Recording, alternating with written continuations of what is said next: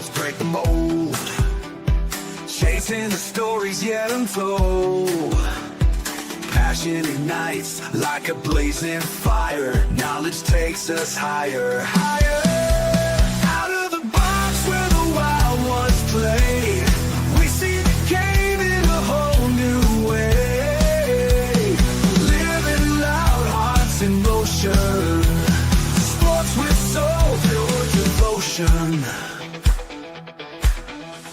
The field's alive with endless dreams. We're more than stats, we're the in-between.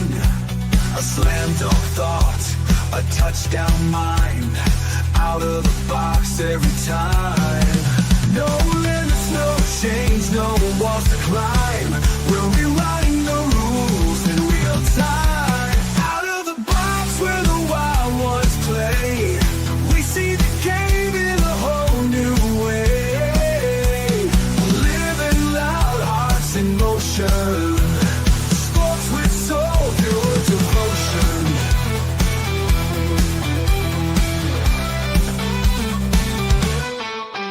No limits, no chains, no walls to climb. We're rewriting the rules in real time. Out of the box where the wild ones play, we see the game in a whole new way.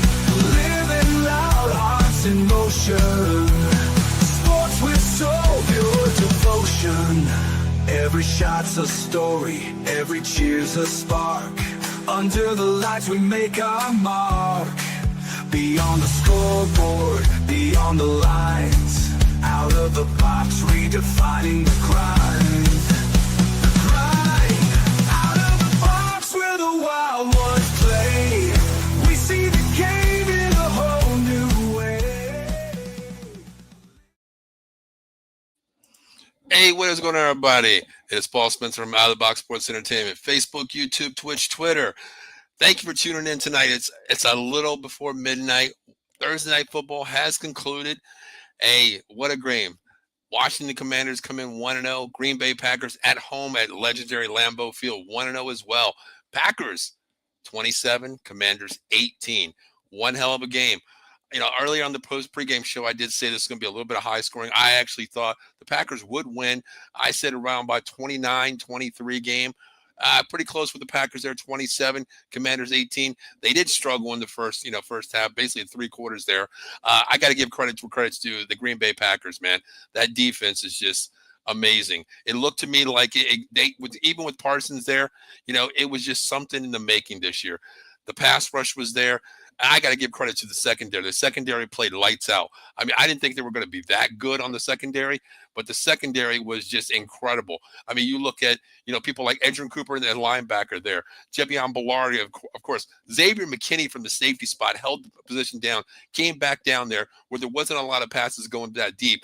Also, Keon Nixon, man, this kid, I tell you, I didn't think he was going to be that great at corner. He played one hell of a game. Carrington Valentine played that presence on Deebo Samuel's the first 3 quarters amazingly. I've got one person checking in. I think I know who this is. This might be Christina Heiner. Christina, how you doing? Thanks for checking in. Hope all is well at work there. What did you think about the game tonight? I never asked you, who is your favorite team, Christina? You know, of course, as you see everywhere you hear, I'm a Dallas Cowboy fan, but you know, I try to push the Dallas Cowboy fandom away when I'm doing Monday Night Football and Thursday night pregame, postgame shows. But are you a Pittsburgh Steelers fan? Because I know this is our area up in here in Johnstown, closer to Pittsburgh. But, you know, getting back to the game real quick, this game was a great game. I mean, if you like defensive battles, the first 3 quarters, this is what you saw out there. You know, going from the first drive, I just want to get right to the very first there. You know, the Packers drove all the way down. One hell of a ball by Jordan Love to Jalen. Excuse me. Goodness gracious, I should have drank that coffee late there. Oh my God, excuse me.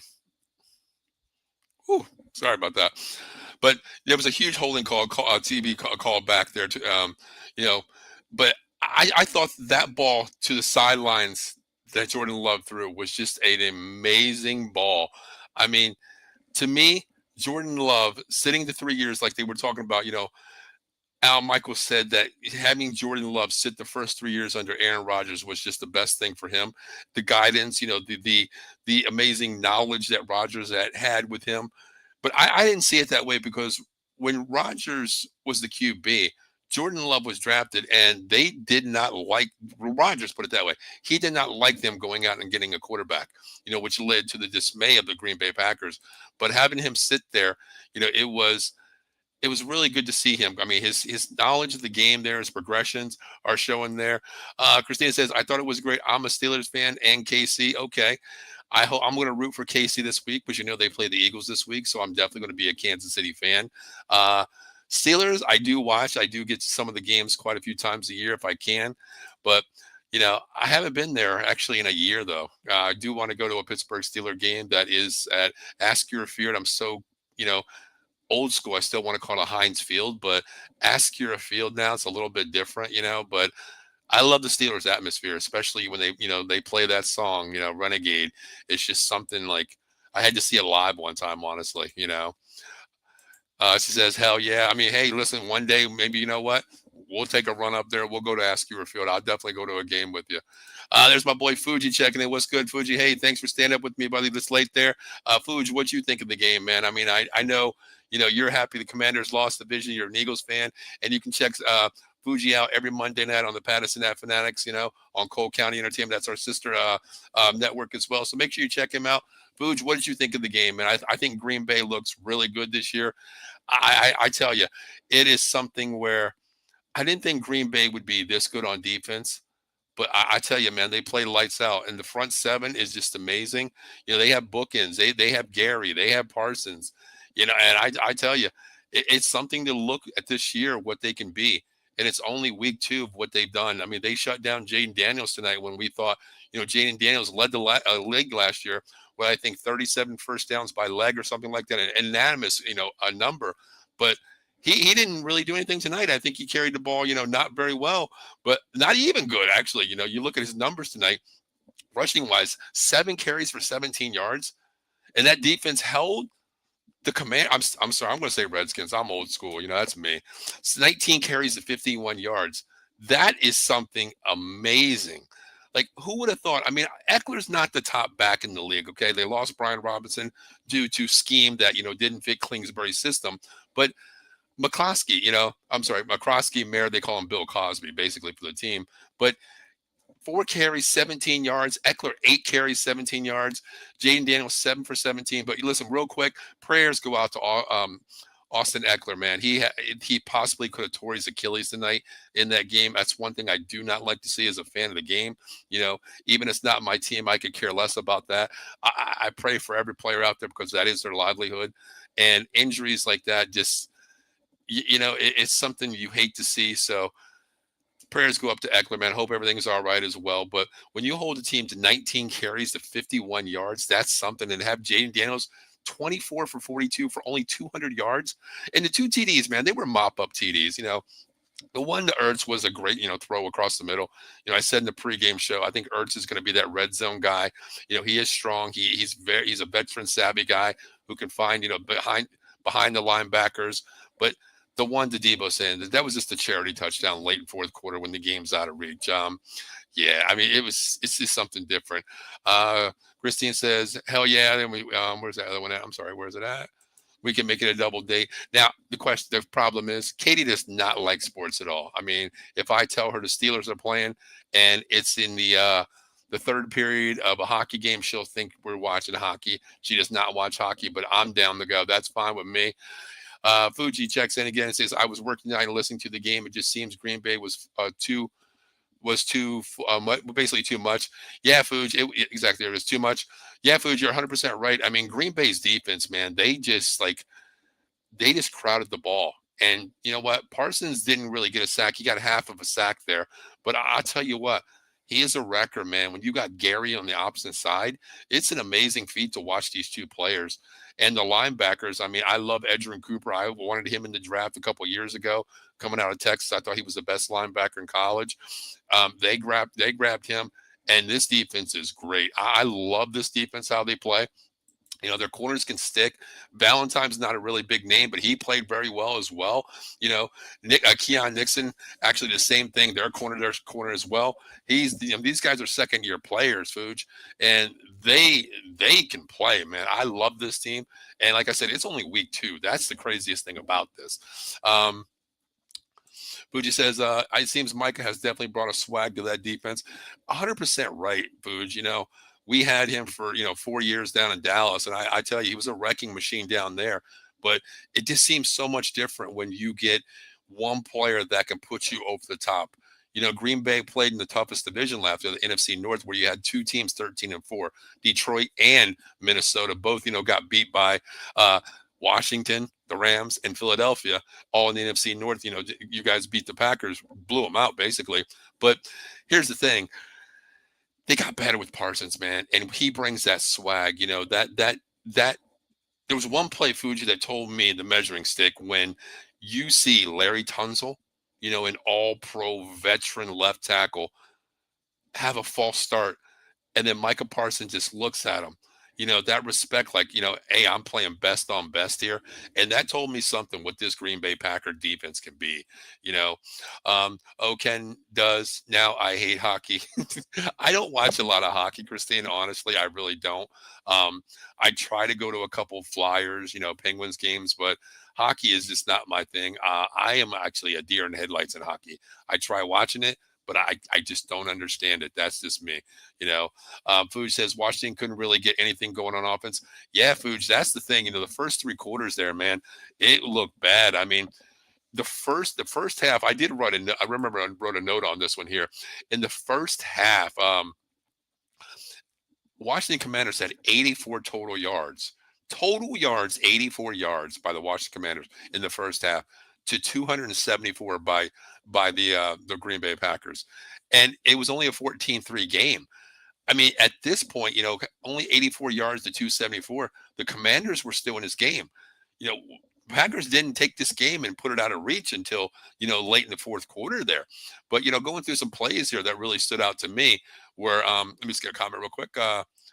I work down near the War Memorial, and parking is horrible during hockey season. That's why I opted to pay for. You're down by the War Memorial. That's right. You're down there. Okay. That's hockey. That's Hockey Central. They have a thing out there called Hockeyville or something like that. I did say. I go to some of the Tomahawk games, Christine. Honestly, I've been to quite a few of those.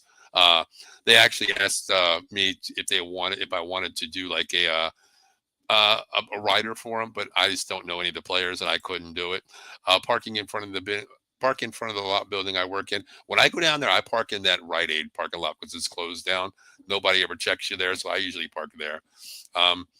But getting to some of the plays here, the one pass,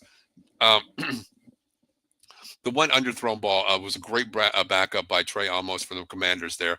That was the underthrown ball by Jordan Love. I thought that could have been 7 points, but Jordan Love showed me something on a scamper where he ran for 20 yards, got that first down. And instead of going out of bounds, he lowered his helmet for the first time, which I do not like to see a quarterback do, especially, a Jordan Love type, franchise QB for the Packers. But it was a 20-yard run. It was a beautiful thing. That set up, from the 5-yard, a touchdown to Dobbs, a beautiful 5-yard slant inside. I mean, it was an inside move. Incredible play. Now, the one thing I did see, Parsons draws, a good fourth down stop. I mean, he was best in Dallas when he's on the edge and he gives you either a bull rush or he delays, comes inside off the tackle. That's exactly what he did. They're using him, perfectly down there. But that held the Commanders to a punt there. They couldn't get anything going in the first half. But the one thing I did want to notice after the first score there, they went to commercial. I know, Fuji, you didn't see the game live, but Christina, anybody who were watching, there was one point when they panned to commercial break. I don't know if I was the only one to notice this. When they showed like the lights of Green Bay, it wasn't the Green Bay logo. It was the Dallas Cowboys star. And then they quickly clicked it off and then put the Green Bay logo in green. I was like, why am I seeing a Dallas Cowboys star in the commercial for this game? But then they put the Green Bay logo and I was like, wait a minute. Wow. it was just something kind of weird. But that was the end of the first quarter. But there was one point, Love threw a deep bomb. Oh my God, to Matthew Golden. It was a beautiful ball. I don't know how this was missed because Golden is a 4.29 speed wide receiver in his combine. Jordan Love overthrew him maybe by, I want to say, maybe a yard or two, but it was 7 points for like a 76-yard bomb if it was connected. But it was insane. Moving forward, I'm just going to give you some keys of the game here. Uh, Heath, man, let me tell you, this kid made one hell of a catch. If you go back to it, I know it's going to be on ESPN. Top 5 plays, top 3 plays, probably top 2 plays of the day. Malik Heath caught a sideline ball for 35 yards, and it was a toe drag swag. This ball was insane. At the beginning, I was like, nah, there's no way he had his foot in bounds. When they showed that replay, it was toe drag swag, 35-yard first down, insane ball, and even a better catch by, oh my God, by Malik Heath. It was insane. I loved it. I hate it. That's about the parking down there. Yeah, but those spots fill up. I didn't really. I mean, you work overnight. I didn't think they would be, filled up at all. But I usually park there. It's free there. When I go to the Pascarell Center for like a boxing event, I'm going to be down there the 19th of November, most likely. They're having Rumble Down by the Rimber Part 2, where Trayshawn Wiggins, a good friend of mine, he is the current WBA, NABA, United States welterweight champion. He's going to be, defending his crown. So I'll be down there for that one as well. But I barely go down there. There's not really much I want to go down there and see. But moving forward, let me see. What do I want to talk about next? Let's see. Let's go into the second quarter here. The second quarter really wasn't much at all. I mean, the only thing that was really cool to see was, Matt Gay just kicking the ball for the Commanders, and it was a doink. The first one was a doink. They lost 3 points there. It was good, but the crazy thing is you left the Packers with 35 seconds left on the clock. They drove down and kicked the ball all the way down to the 35-yard line. They got 35 yards in 25 seconds after the doink field goal, all the way down and about to take, a 17-3 lead, 2-score lead. And what happens? What happens? Green Bay misses the field goal.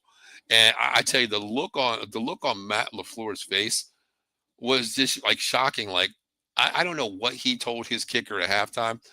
How could you miss a chip shot like that? But I don't think a chip shot, is 51-yard field goal. Regardless of how players are kicking in the NFL this year, it's a lot different. We have kickers kicking. I think there's going to be a 70-yard kick this year. And I think it's either going to be the kicker, believe, from Jacksonville. I don't know his name. I don't remember his name offhand. Either that or Brandon Aubrey from the Cowboys. I do believe they will be the ones who possibly kick a 70-yarder and break the record in the NFL this year. Because I know Aubrey does have the distance. He kicked a 70-yarder last year in a regular season game with the Dallas Cowboys, and the idiot Mike McCarthy called timeout and iced his own kicker on a 70-yard field goal. That was good. So thank God Mike McCarthy's gone. But thank God we're not talking about the Cowboys, because my blood pressure would probably go up right now. But, Zach Ertz did get a touchdown in the third quarter there. It brought him to 17-10. I did say Zach Ertz should find a touchdown this game.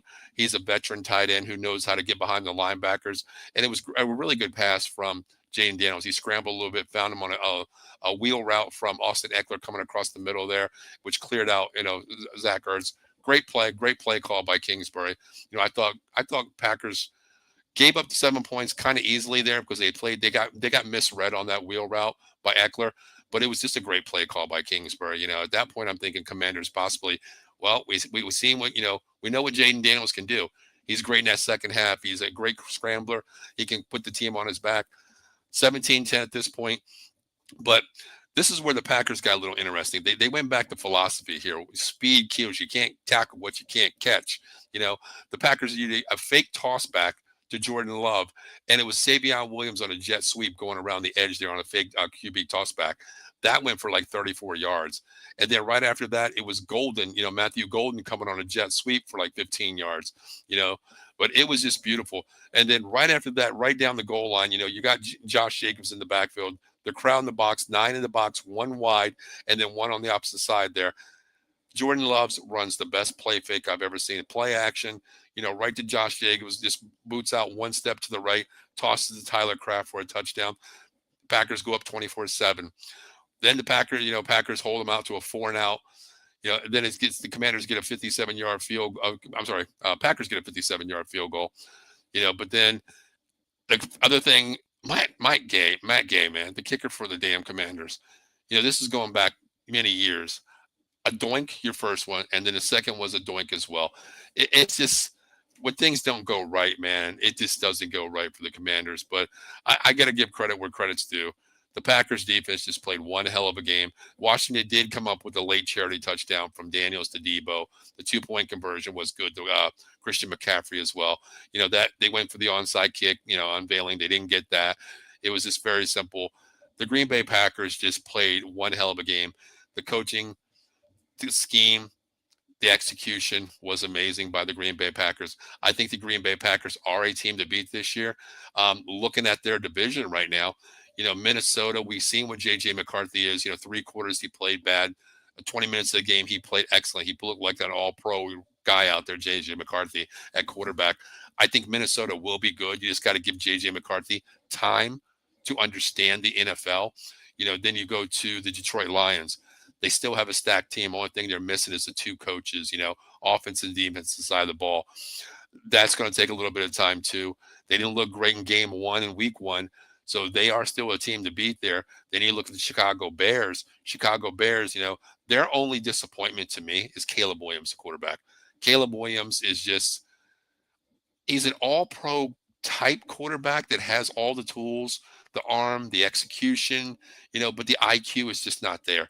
He looked okay the first drive last week, but then it was just all downhill. Then the fourth quarter comes around, and you got Brian Flores just for the Minnesota Vikings to say, you know what, I'm going to go to the blueprint. What did I see last year? How to beat Caleb Williams.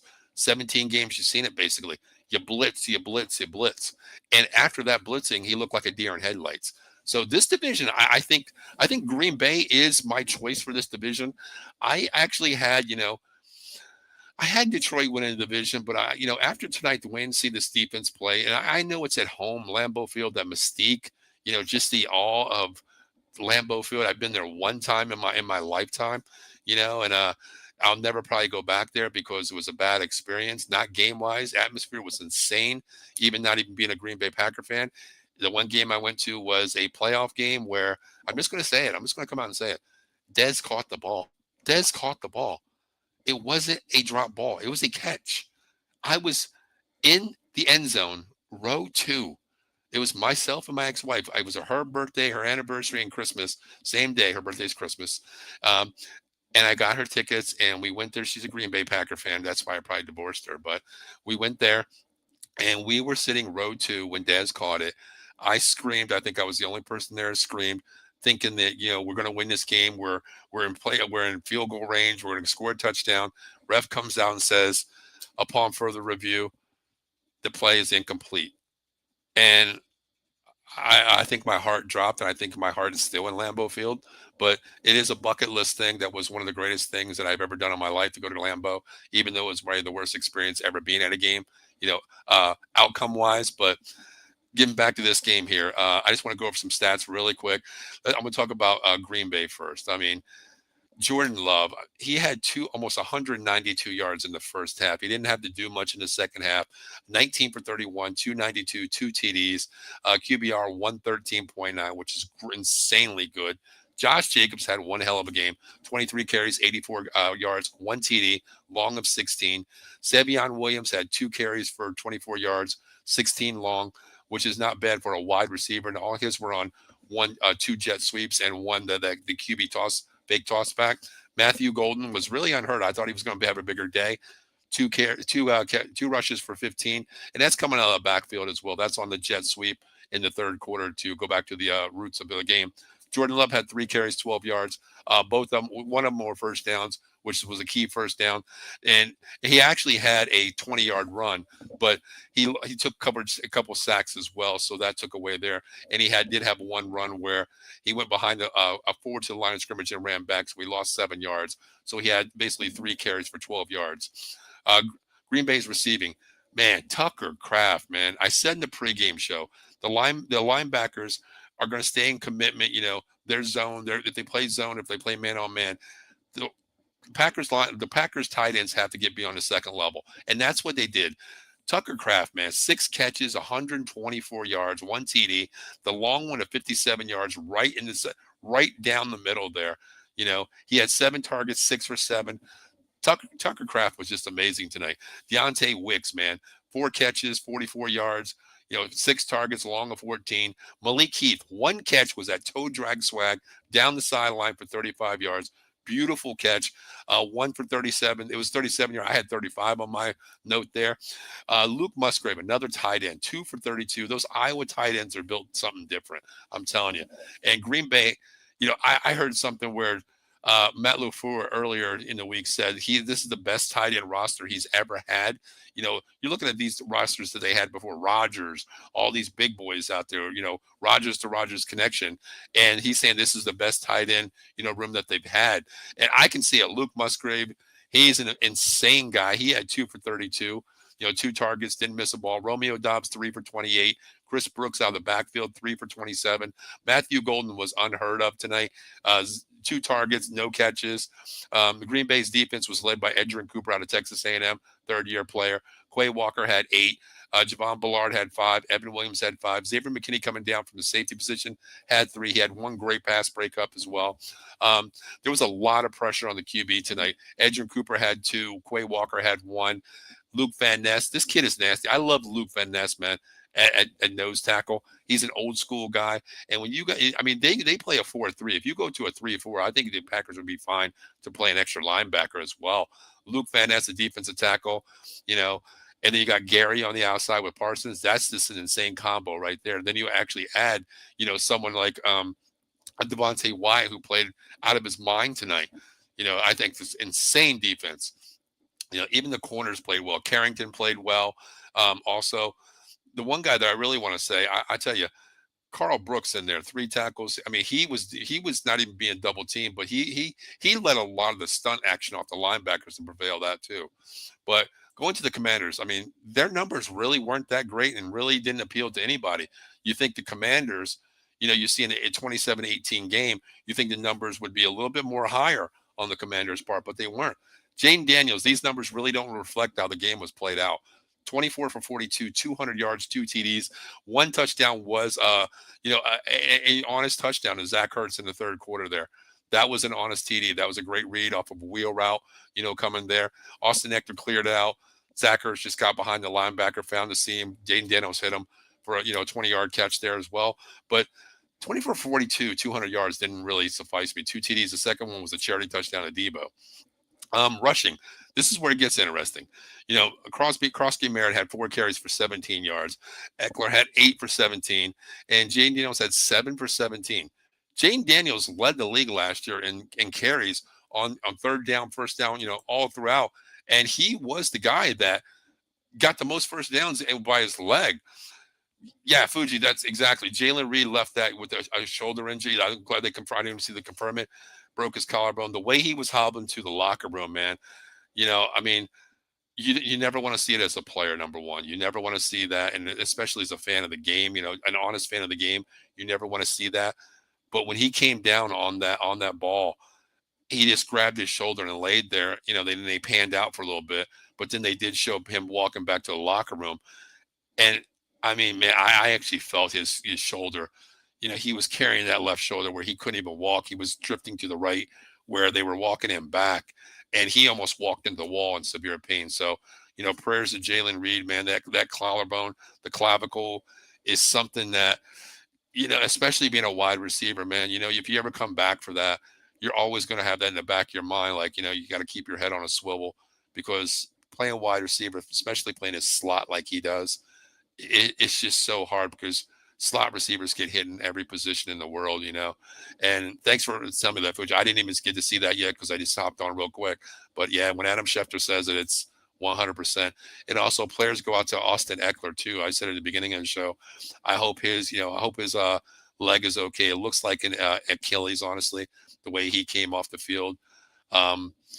I just don't like seeing that. I really don't. Even though it's a rival team of ours, Fuji as well. He's an Eagles fan. I'm a Cowboys fan. I just don't like seeing that on any team, regardless of who it is. I like to see all teams play 100% because when you beat a team, a win is a win, but you don't want an asterisk next to it saying that a player didn't play, what have you, due to injuries. A bonehead mistake by Jalen Carter is a totally different object when you're a complete idiot and you spit on somebody. But when it's injury wise, I just don't like to see that. I really don't. The wide receivers, I mean, Zach Ertz, man, fountain of youth here. Zach Ertz, I think he's like a 14-year veteran, 13-year veteran in the league. 6 catches, 64 yards, long of 20, which is a touchdown, 1 TD. Scary Terry had 5 catches, 48 yards, 14 was long, 9 targets, not bad. Debo had 8 targets, 7 catches for 42, 1 TD, but the TD was in charity time. Noah Brown, 1 catch, 9 yards. Kind of disappointing when you're a slot receiver, and you're that guy who demands, the third nickel back on your team to come in, third corner nickel, and you're targeted 5 times. You only catch 1 for 9 yards, but you got to accommodate the Green Bay Packer defense. They played one hell of a game. Ben Sinnott had 1 catch for 7. Jalen Lane had 1 for 2. Merritt was targeted 1 time out of the backfield, no catch there. The defense was led by the man himself, Bobby Wagner. 11 total tackles, 3 solos, 1 pass breakup. Quan Martin played a hell of a game on the secondary as well. 7 tackles, 4 solo. This is Marshawn Lattimore. Okay, I don't know why the Commanders went out and got him last year. He came off the Saints, 4-time Pro Bowl player with the Saints down there. Had an injury, lingering injury for the last 2 years, and he's lost a step. In the first half, he was getting picked on, and it's kind of crazy when you see an All-Pro player get picked on like that. I mean, this isn't a Dory Jackson. This is Marshawn Lattimore, 4-time Pro Bowl player. It's just something different. The one play where they were just picking on him, where the wide receiver was just coming across the field, and they're making Marshawn Lattimore come all the way across, and he gets burnt every time he's coming across the field. He can't stick. He's lost the out-in move was just insane. They were picking on him all the way through. And then finally, I did see the defensive coordinator, Witt, the former Dallas Cowboy, defensive coordinator. He finally passed off where Marshawn Lattimore was not coming across the middle. He went halfway through, and the other side, Amos, whoever was on the other side, pulled him off. Say, I got it. You stay right here. I got the swing guy. You pick up my guy in the slot. Finally, I just don't think Marshawn Lattimore has it anymore. I really don't. And I don't think he will have it. He's lost steps of the game. I mean, you have injuries at corner and you're that old and you've been a veteran. It's hard to come back from something like that. Suji says, Wagner is still balling. Yeah, that's the thing, man. I mean, you go back to the Legion of Boom days with Dan Quinn. He was one of the big boys out there. They had Cam Chancellor, Sherman, geez, what was the damn DB? What was his other name? Oh God, I'm drawing a blank here. It's 12:30. What was his name? Cam Chancellor. God, what was the other guy's name? Fuji, I know you're listening. What was the other guy part of the Legion of Boom? Chancellor, Richard Sherman. It was a safety. Forgot what his name was. I can't think of his name. Fuji's like an index of encyclopedia. You'll know. God, it's a safety. I'm just drawing a blank. It's going to hit me as soon as I log off here. I'll tell you that right now. God, I can't remember his name. Jesus. See, that's my boy Fuji. Earl Thomas. Thank you, Fuji. Thank you, Fuji. Thank you. Earl Thomas. I don't know why that slipped my mind. I'm thinking like, can't be Ed Reed. That's Baltimore. Thank you, Fuji. Earl Thomas. Exactly. 100%. Thank you. That was the Legion of Boom out there. And Bobby Wagner was that staple linebacker that just held everything together. And he's playing fountain of youth, man. And the craziest thing tonight was, where was Frankie Louvu? Frankie Louvu was not even seen tonight. I don't get it. Frankie Louvu is the up and coming, Bobby Wagner, and he wasn't even seen tonight.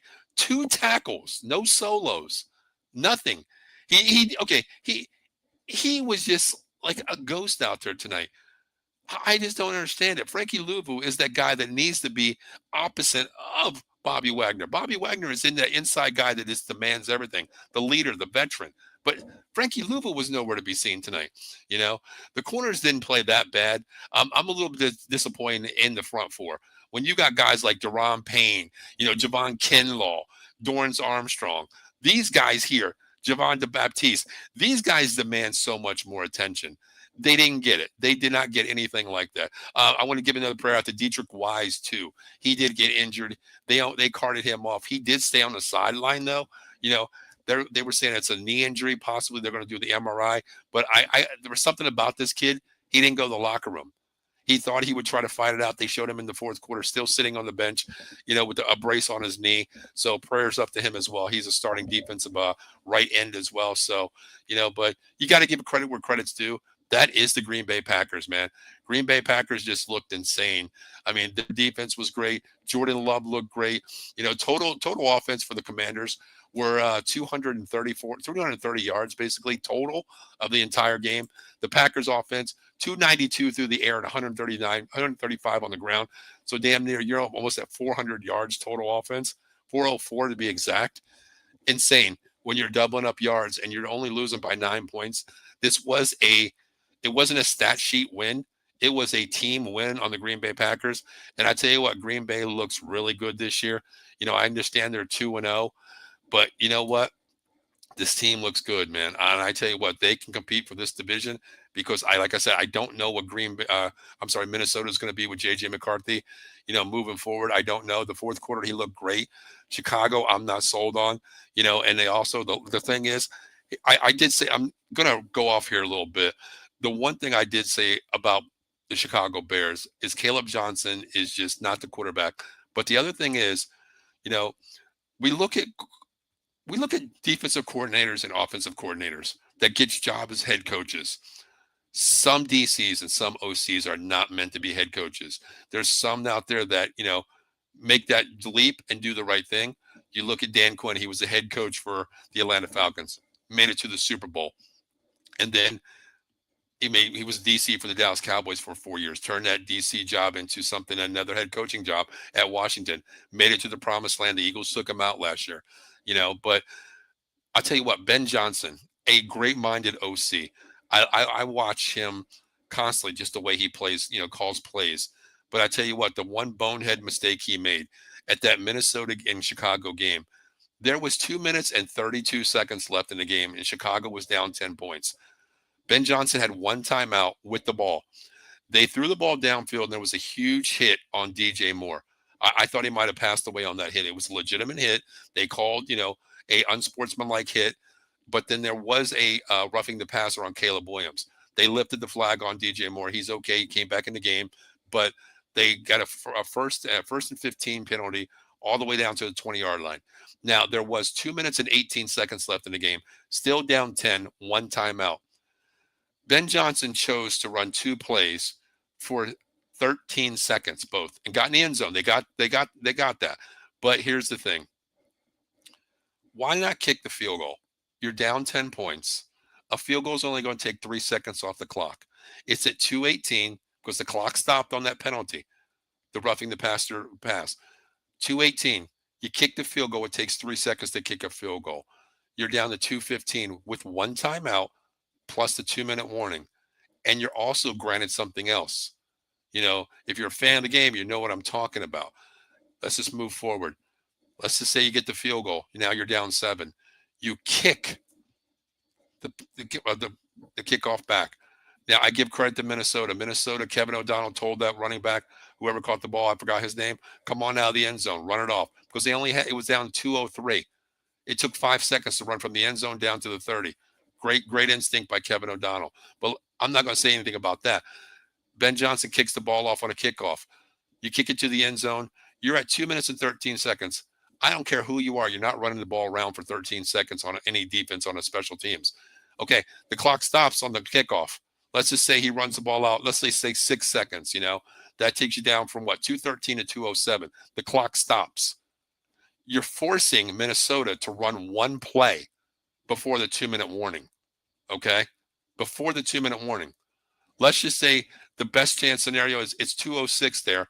They run the ball. You stop them. It's 2:02. You call your timeout right there. And then you come to one play has to go. That's second down now. They have to run their second down play. You stop them on second down. The 2-minute warning comes into play. and that would be third down.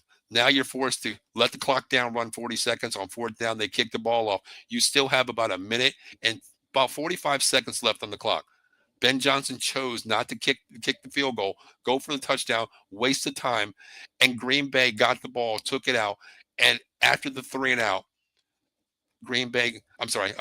Chicago got the ball back with 13 seconds left in the game at the 30-yard line. I blame him 100%, 100%. Ben Johnson. We got bad news here. The Pack has dominated 2 games in 4. The Pack dominated 2 games in 4 days. Great. Now here. Oh wow, here it is. Per Adam Schefter, Washington believes. Yeah, I thought it was an Achilles, man. The way he was holding his ankle because they put that air cast on him. It's bad, man. Because you go down to this. You think about their running squad. Fuge. I mean, they gave away Brian Robinson. In the trade this year, you're going to rely on a rookie. Ja'Cory Froskett, they call Bill Cosby out there. You're relying on a rookie now. It's really bad. And I prayers up to the Eckler family, man. I mean, I like watching Austin Eckler play. He's a utility back, but man, prayers up to him 100%. But guys, before we get out of here, I just want to let everybody know you are watching the Thursday Night Football recap. My name is Paul Spence from Out of the Box Sports Entertainment, Facebook, YouTube, Twitch, Twitter. We appreciate all the likes, views, follows out there. Share, tell a friend, whatever you have to do. Let it be known out there. Also, this show is sponsored by Jason Fye, 1-800-HURT-123. For all your motor vehicle accidents, slip and fall, workman's comp, or personal injury claims, reach out to Jason. He will take care of you. Make sure you reach out to him and tell him Out of the Box Sports Center told you to call. You're going to get a guaranteed family rate of 33 1/3%, no recovery, no fee. And I guarantee it, Jason's one of my good time friends. I've worked with him for over 25 years, still great in contact with them. Some of the times I actually do run the calls 1-800-HURT-123. So sometimes if, he's not available, he transfers him to my home phone here, my cell. I'll pick up the calls. So if you need a lawyer, just reach out to Jason by 1-800-HURT-123 for all your legal needs. Here's our show schedule for the rest of the week. Now, there is one schedule change on here tomorrow at 8:30, Cowboys Giants preview. We will not be doing that. We are going to go live at noon on Sunday to take that spot. But tomorrow night we have College Football Frenzy with myself and Eddie. This is the show right here. You can check that out as well. We'll be back on tomorrow night at 7 p.m. talking all college football. And also, it's back. You already know, Saturday morning of Never Be the Same. Saturday morning, 11 a.m. and post-game 30 minutes after the game. Myself, Notre Dame, the Golden Dome Hour. I can't wait. It's a huge game to come in this week. Texas A&M in South Bend. We need this win. Notre Dame is 0-1, so we have to have it. And also, guys, if you like football, or ladies out there listening, if you like football, hey, shoot us a memo. Let us know what you guys are thinking, because here's what we have. This is last week's schedule, of all the games picked. A lot of new people jumped in it this week. All hosts are in there. Last week, Eddie and Michael both tied with 10 wins of the parlay this last week. This week, I know I won. I took the Giants tonight. We had several people take the Commanders, so at least some of us got a little leap on there. So make sure you reach out to Out of the Box Sports Entertainment, Facebook, YouTube, Twitch, Twitter. Like, share, follow, subscribe. So, guys, it is almost 12:30, and I still have to walk my dog, and I still have to do the dishes. So I am going to get out of here and actually do my chores. Christina, thank you for checking in. I appreciate it. Hope you have a easy night tonight at work. And I apologize for what your block looks like for my family members who are a little bit different from me, but that's them. But I try is all I can say. But Christine, thank you for tuning in. I appreciate that, and definitely we will probably have to get to a Penguins game or a Steeler game. I love football. I don't know much about hockey. I'll probably be asking you what's this mean? What's that mean? I do know what a hat trick means. I know that. I do know what offsides is, but that's about it, but it is what it is. Fuji, I appreciate you checking in, brother. And thanks for the Earl Thomas help there. I appreciate that. I just don't know why I couldn't think of it. So, guys, I'm going to go ahead and get out of here. It is 12:30. I am tired. I've been up almost 24 hours now. So, guys, make sure you follow Out of the Box Sports Entertainment, Facebook, YouTube, Twitch, Twitter. And also, guys, make sure you check out Fuji, my guy Fuji at Cole County Entertainment every Monday at 8:30. Great show talking Philadelphia sports. So, guys, my name is Paul Spencer. It is 12:30, and I'm going to get out of here. Until then, I'll see everybody later.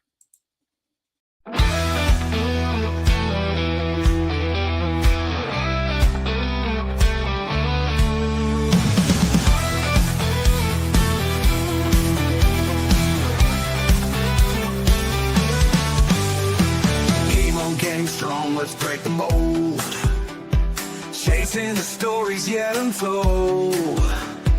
Passion ignites like a blazing fire. Knowledge takes us higher, higher. Out of the box where the wild ones play, we see the game in a whole new way. Living loud, hearts in motion. Sports with soul, pure devotion. The field's alive with endless dreams. We're more than stats, we're the in-between. A slam dunk thought, a touchdown mind. Out of the box every time. No limits, no change, no walls to climb.